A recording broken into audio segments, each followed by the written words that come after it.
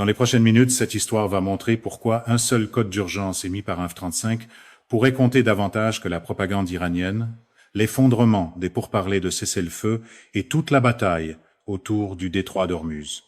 Nous sommes le 11 mai 2026.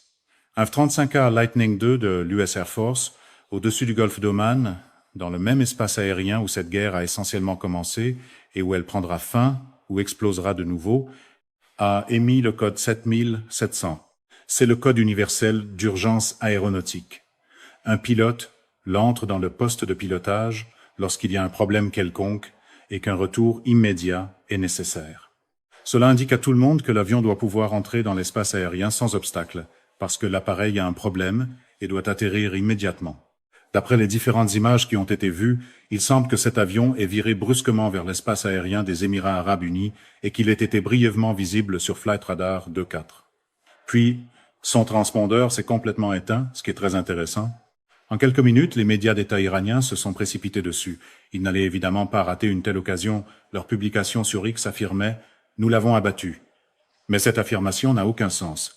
Si un pilote de chasse était en combat et avait subi des dommages, il ne se mettrait pas à diffuser sa position au moyen d'un transpondeur. Il n'émettrait pas le code 7700 pour se mettre lui-même en évidence dans tout le Golfe.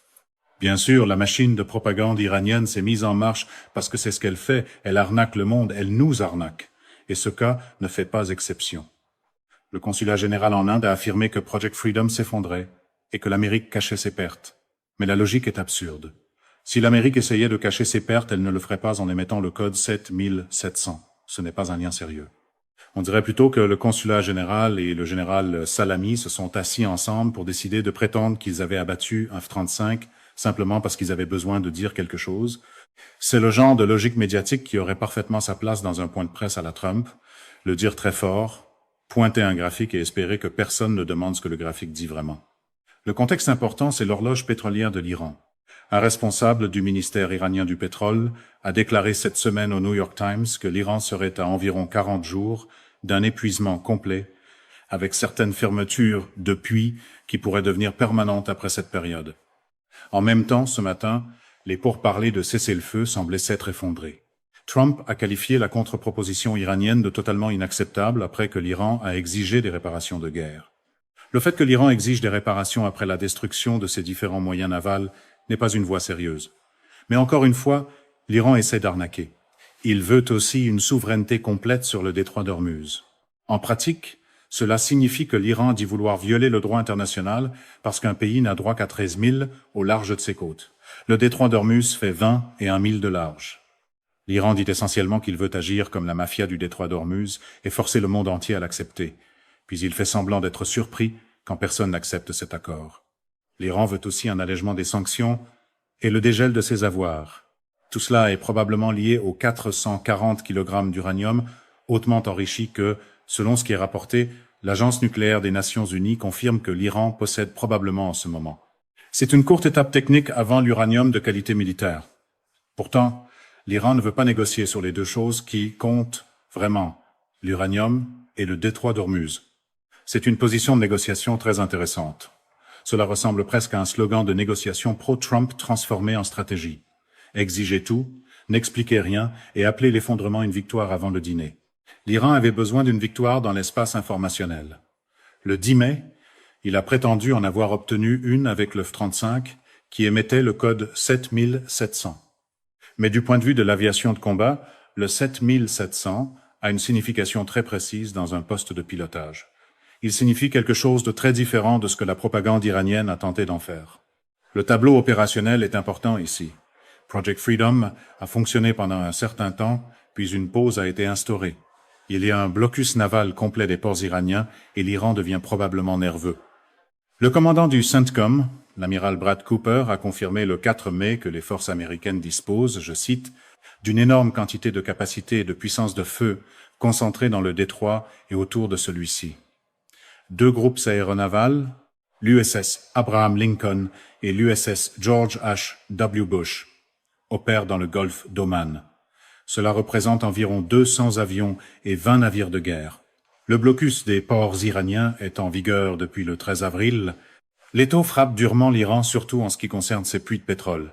Selon le CENTCOM, plus de 70 pétroliers transportant plus de 166 millions de barils de pétrole iranien ont été empêchés de circuler.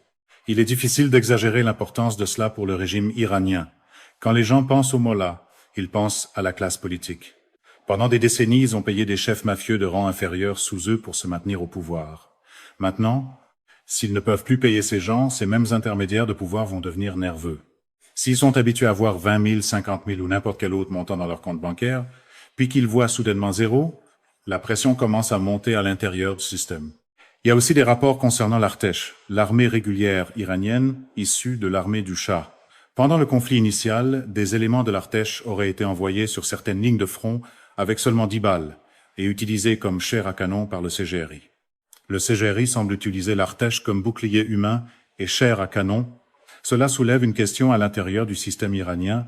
Si l'Artesh est traité de cette façon, fait-il vraiment partie du cercle? Fait-il vraiment partie du noyau intérieur du régime? Cela pourrait créer des fractures. Différentes factions au sein de l'armée régulière iranienne pourraient commencer à regarder le CGRI autrement, surtout à mesure que l'argent se tarit. Cela mène à l'angle stratégique des échecs en 4D que nous aborderons plus tard. L'effondrement des pourparlers de cessez-le-feu n'est pas surprenant parce que la proposition ne traitait pas les deux questions principales qui comptent réellement dans ce conflit. Appeler cela une négociation serait généreux. Parler d'une performance de salle de presse trumpienne avec des missiles en arrière-plan serait être plus proche de l'ambiance. Puis il y a le F-35A qui a émis le code 7700 au-dessus du golfe d'Oman, probablement en direction de la base aérienne d'Al-Dafra, le principal centre de l'US Air Force pour l'opération Epic Fury. Son transpondeur s'est ensuite éteint. La procédure standard lorsqu'un avion militaire atterrit sur une base opérationnelle consiste à éteindre le transpondeur. La question est donc de savoir s'il était simplement en train d'atterrir ou s'il se dirigeait ailleurs qu'à Al-Dafra. Cette partie n'est pas connue avec certitude. Un facteur probable, c'est que ces avions sont utilisés à un rythme très soutenu. Ils effectuent des missions chaque jour. Les équipes de maintenance travaillent intensément pour les remettre en vol. Elles font tout ce qu'elles peuvent, mais il s'agit encore d'une guerre aérienne massive. Il y a de nombreux moyens dans la région, de nombreuses pièces en mouvement et de nombreux radars utilisés pour observer ce que l'Iran fait le long de la côte. L'une des plus grandes missions consiste à obtenir une couverture radar par 35 autour de la côte afin d'identifier où se trouvent les essaims de vedettes rapides d'attaque, où ils sont gardés, dans quels entrepôts ils se trouvent et s'ils sont stockés sous terre. Une autre préoccupation majeure concerne les missiles côtiers, en particulier des systèmes comme le Nour 802, un dérivé chinois qu'il ne faut pas prendre à la légère. C'est pourquoi les F-35 doivent être en vol avec des drones avancés comme le RQ-4 Global Hawk. Si l'Anduril Fury pouvait être envoyé rapidement sur le théâtre d'opération, ces capteurs avancés pourraient aussi être précieux aux côtés de l'AIX-BAT. La valeur de ces systèmes réside dans leurs capteurs avancés pour l'ISR, c'est, à dire le renseignement, la surveillance et la reconnaissance le long de cette côte. Il s'agit de faire confiance, mais de vérifier. L'Iran peut prétendre qu'il ne fait pas entrer de missiles solaires provenant d'autres pays. Il peut prétendre qu'il n'intensifie pas ses efforts et qu'il ne concentre pas ses drones autour du détroit d'Ormuz. Mais l'objectif est de le vérifier. Parce que, dans cette région, une promesse sans capteur, c'est essentiellement une affirmation de meeting trumpiste, sans vérificateur de faits, bruyante, utile pour la foule, et dangereuse si on la traite comme une preuve. Dans cette situation, l'Iran ressemble à quelqu'un dans une fête qui cache de la nourriture dans son manteau, tout en faisant semblant qu'il ne se passe rien, alors que tout le monde le voit. C'est pourquoi les États-Unis ont besoin de capteurs qui surveillent la côte, les bateaux, les missiles et les mouvements. La capacité iranienne doit être prise au sérieux, parce que l'Iran a bel et bien diffusé des images de ce qu'il a présenté comme des missiles frappant à F-35. Nous savons aussi qu'un F-15 a été touché, suivi d'une extraordinaire opération de sauvetage qui est intervenue et a éliminé des centaines de commandos du CGRI. Le CGRI avait envoyé ce qu'il considérait comme le meilleur de ses forces dans cette opération, et cette force a été détruite. Sun Tzu dit qu'il faut connaître son ennemi et se connaître soi-même. La menace aérienne iranienne doit être abordée clairement et non avec mépris, parce que sous-estimer l'ennemi, c'est exactement ainsi que les surprises arrivent. Quand un ennemi est rejeté comme s'il ne représentait aucune menace, c'est là que les choses tournent mal. C'est la partie avec laquelle le manuel du showman à la Trump a toujours du mal. Le danger ne disparaît pas simplement parce que quelqu'un lui donne un surnom. Les défenses aériennes, intégrées à longue portée de l'Iran, comprennent les batteries S-300 et le système national bavard 373. Ces systèmes ont été largement détruits et neutralisés par des opérations SEAD américaines et israéliennes, c'est à dire des opérations de suppression des défenses aériennes ennemies. Mais cela ne représente pas l'ensemble du tableau de la menace. La réponse de l'Iran, après avoir perdu le combat haut de gamme, a été d'opter pour du matériel moins sophistiqué, mobile et passif. Le système que l'Iran a affirmé avoir utilisé pour viser le F-35 en mars était le Majid, aussi désigné AD-08, produit par l'Organisation des industries de défense de l'Iran. Il a été présenté lors d'un défilé militaire en avril 2021. Le Majid ne peut pas être écarté. C'est un système de défense ponctuel à courte portée avec une portée d'engagement d'environ 5 à 7 000 nautiques. Il a aussi un plafond de 2 à 3 000 nautiques, soit jusqu'à environ 18 000 pieds. Ce n'est pas rien. La partie surprenante, c'est sa mobilité. Il est monté sur des véhicules tactiques mobiles Arras 2 pour pouvoir être repositionné rapidement. Ces systèmes peuvent se trouver presque n'importe où. Ils peuvent monter sur une colline et tirer depuis une altitude élevée. Si l'un d'eux se trouve sur une montagne de 7000 pieds, il augmente effectivement sa portée de 7000 pieds. Il n'utilise pas non plus de radar et c'est essentiel. D'après certaines des images publiées par le CGRI, il semble utiliser une forme de système de guidage passif par imagerie infrarouge. Il pourrait aussi inclure des éléments de recherche thermique. Il peut suivre la signature infrarouge produite par un moteur, mais il n'émet pas de signal radar qui déclencherait un récepteur d'alerte radar. Cela signifie qu'un pilote ne l'entendrait pas arriver. Dans ce scénario, la furtivité ne règle pas nécessairement le problème. Si le système utilise des capteurs électro-optiques, et si certains de ces capteurs ont possiblement été améliorés par la Chine, alors la menace devient plus compliquée. Que la Chine améliore les capteurs de l'Iran ne serait pas surprenant. Il y aurait aussi davantage de vols cargo en provenance de Chine. On pourrait prétendre qu'il ne s'agit que de livraisons témues ou de feux d'artifice, mais le moment et le contexte comptent. Le CENTCOM a confirmé en mars qu'un F-35A de l'US Air Force avait été touché, même si l'on ne sait toujours pas exactement par quoi. Cela aurait pu être un tir iranien. Il existe aussi des situations où, lors d'interceptions de missiles balistiques, le ciel se remplit de débris métalliques en fusion. Les équipages de combat ont décrit des missiles interceptés qui faisaient pleuvoir du métal brûlant dans tout l'espace aérien.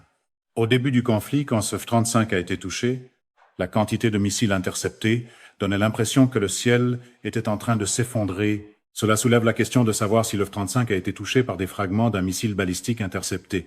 Des éclats en fusion entrant dans un moteur à réaction poseraient un problème sérieux. Ou peut être que l'Iran a réussi un tir chanceux avec une arme électro-optique. Le pilote du premier incident impliquant le F-35 a effectué un atterrissage d'urgence et se trouvait dans un état stable. Beaucoup d'analystes ont attribué l'impact au Majid ou à un système infrarouge passif similaire. Le point clé, c'est que la surface équivalente radar du F-35 est minuscule, littéralement plus petite qu'un moustique.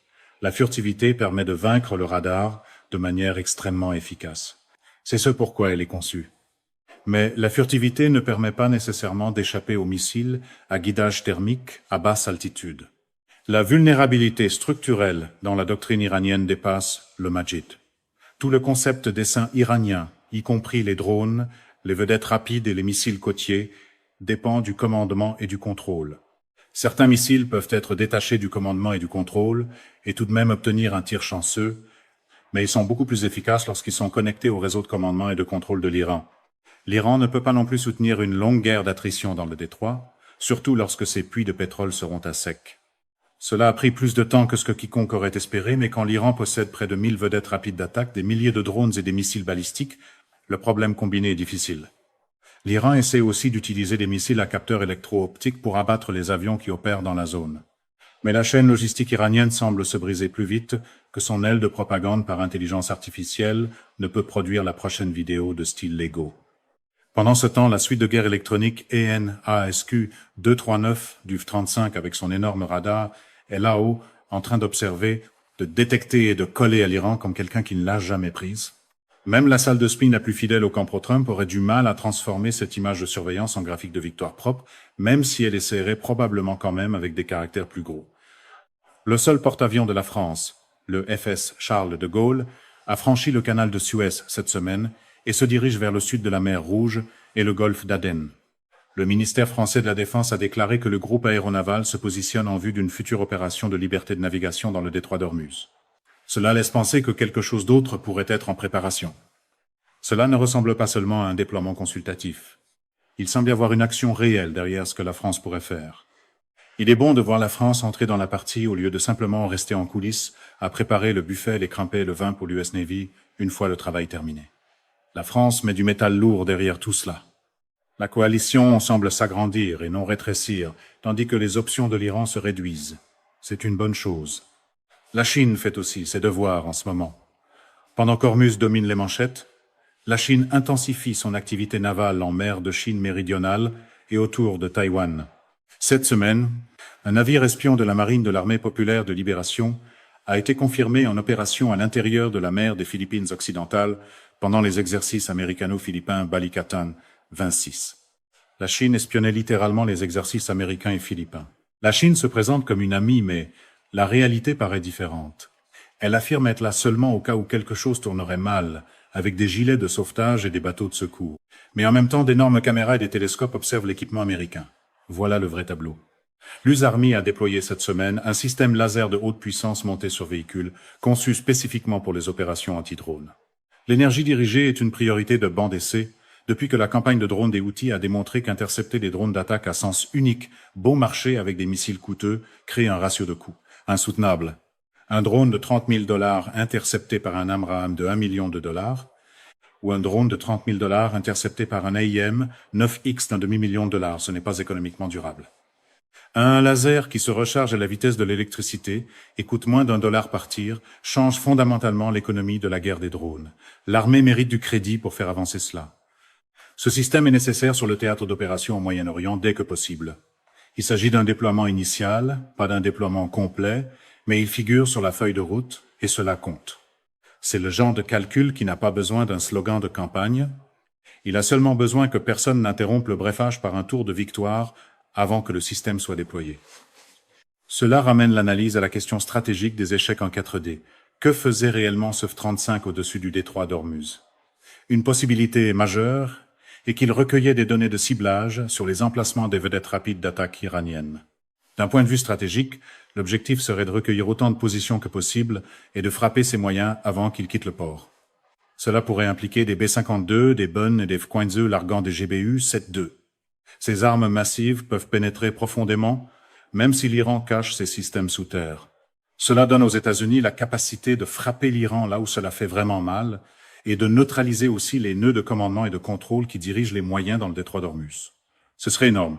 Faire cela pendant que les puits de pétrole iraniens s'assèchent exercerait sur le régime une pression à laquelle il ne pourrait pas facilement échapper. Il reste probablement encore 40 jours avant que ces puits soient complètement à sec, mais la pression monte déjà. À ce stade, le régime semble nihiliste. Il ne paraît même pas vouloir de porte de sortie. Il semble prêt à se sacrifier pour ce qu'il croit nécessaire afin de rester au pouvoir. Et c'est exactement là que la certitude bruyante à la Trump devient dangereuse. Quand les caméras récompensent la confiance, mais que le champ de bataille punit les fantasmes.